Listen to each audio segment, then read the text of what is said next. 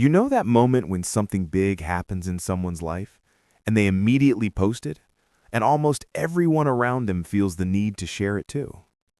A new job, a birthday dinner, a trip, a relationship.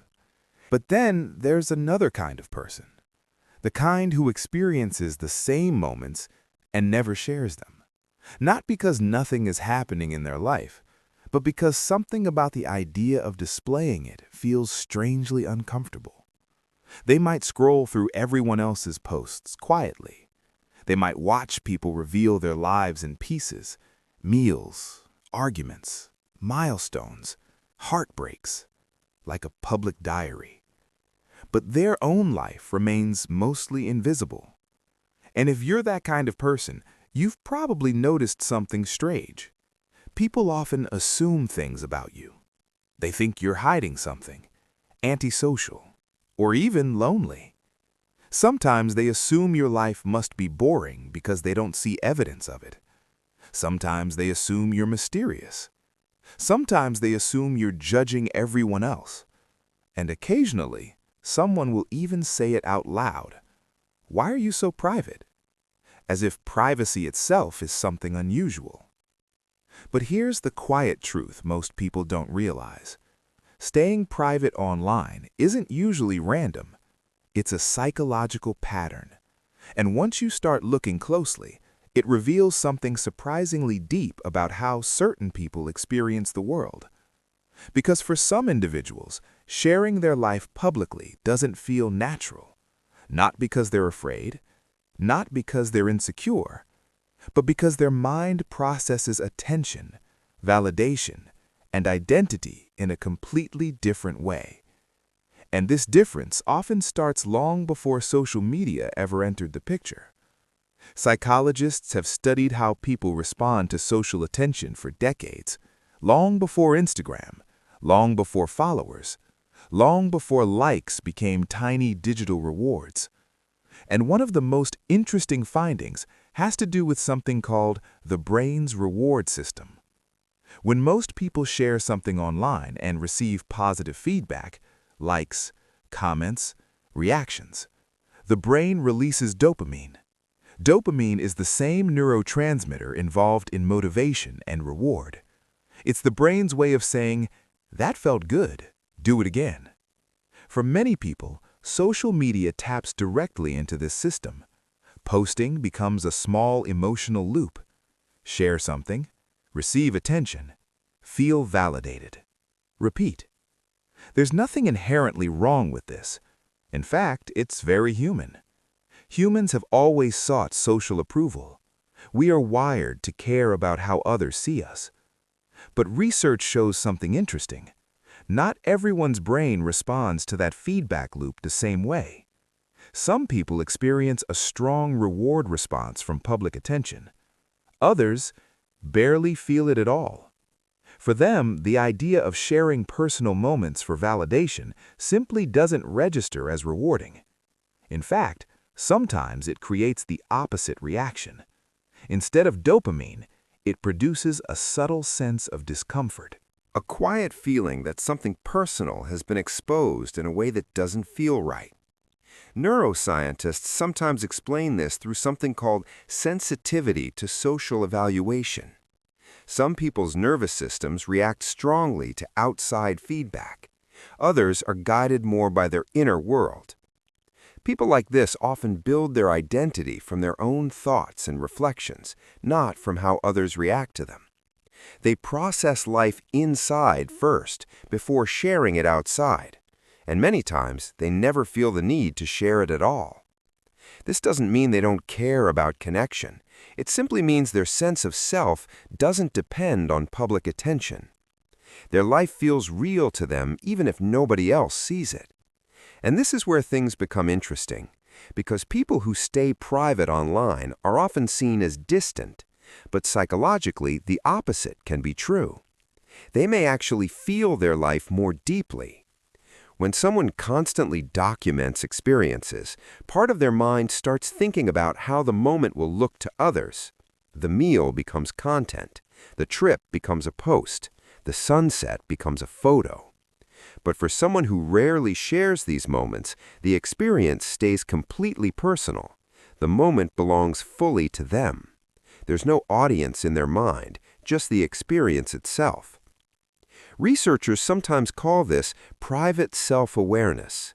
Not insecurity, just a strong inward focus. These people spend more time reflecting than displaying.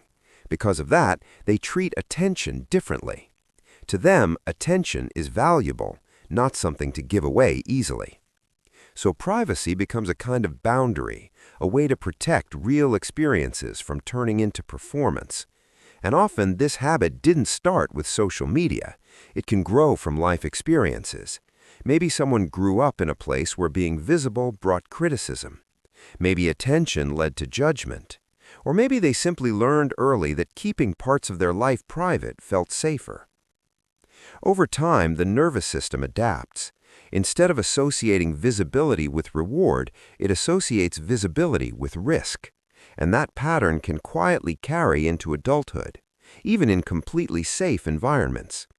The brain remembers what once protected it and continues the strategy. But this doesn't mean people who stay private are afraid. Often they're simply selective. Selective about what parts of themselves they reveal. Selective about who gets access to their personal life. Selective about where their attention goes. In psychology, this tendency is sometimes linked to something called psychological boundaries. People with strong internal boundaries tend to separate their inner world from public spaces. A person might go through something life-changing, joy, heartbreak, transformation, and instead of posting about it, they sit with it, sometimes for weeks, months, and even forever. And from the outside, nothing appears to have happened, but internally, something profound has shifted. Another layer to this behavior comes from a concept known as self-determination theory.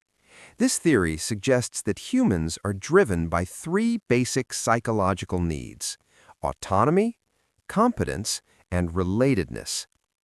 Social media often stimulates the need for relatedness, the desire to feel connected to others.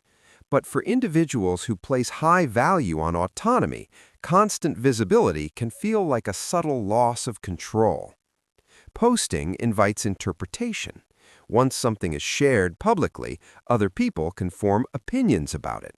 They can misunderstand it. They can react to it. And for some people, this feels like giving away ownership of their personal experiences, so they simply choose not to. Instead, they keep their experiences within smaller circles, close friends, family, or sometimes just themselves. Interestingly, studies on personality also suggest that people with higher levels of introspection often prefer privacy. Not because they distrust others, but because their inner world already provides enough stimulation. They spend time thinking, analyzing, reflecting. Their mind is active even in silence. And because of this, they don't always feel the same urge to fill space with outward expression. There's another subtle factor at play as well. People who stay private online often have a different relationship with identity.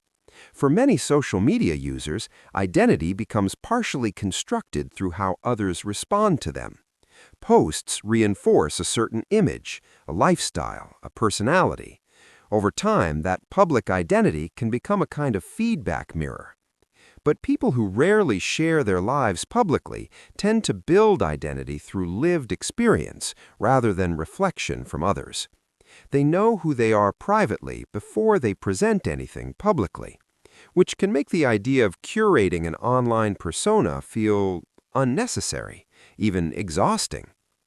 But it's important to pause here for a moment, because privacy is not automatically superior to openness, and openness is not automatically shallow. Different nervous systems simply regulate connection differently. Some people genuinely feel energized by sharing. They build communities, they create conversations, they connect through visibility, and for them, social media can be a meaningful extension of real life. For others, connection feels deeper when it happens quietly, through long conversations, through presence, through shared experiences that never appear on a screen. Neither approach is more authentic than the other. They are simply different ways of navigating human connection. People who stay private online often possess a quiet psychological strength that isn't immediately visible. Because when identity isn't constantly shaped by external feedback, it develops internally, without an audience, without applause, without immediate validation. This can create a stronger internal reference point, a sense of self that remains stable even when the outside world shifts. Thanks for watching. Please subscribe for more interesting videos.